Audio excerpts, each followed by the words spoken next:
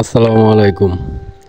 Transformer varnish করার সঠিক পদ্ধতি এবং সঠিক নিয়ম আমরা আমাদের প্রত্যেকটা ট্রান্সফরমার ওইভাবে বানিশ করে থাকি। অর্থাৎ পুরো একটা ট্রান্সফরমার টোটালি একটা ড্রামের ভিতর আমরা চুবাইয়া দিই, কারণ এভাবে ট্রান্সফরমার বানিশ করলে আপনার বানিশটা দীর্ঘস্থায়ী হয় এবং ট্রান্সফরমারটাও দীর্ঘস্থায়ী হয়।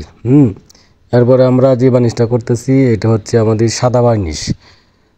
লাল যে বার্নিশগুলো, এই বার্নিশগুলো আমরা করি না। আর সাদা বার্নিশ সকলেই জানেন যে সাদা বার্নিশটা একদম আপনার ট্রান্সফরমারটা যখন আপনার ভালোভাবে শুকিয়ে যাবে তখন সাদা বার্নিশটা একদম শক্তভাবে, মানে ট্রান্সফরমার যেহেতু আপনার ওটার ভিতরে যেহেতু আপনার এক ধরনের প্লাগ সৃষ্টি হয়, আপনার ম্যাগনেটিক ফিল্ড সৃষ্টি হয়, এই জন্য কিন্তু তারগুলা কাঁপাকাঁপি করে।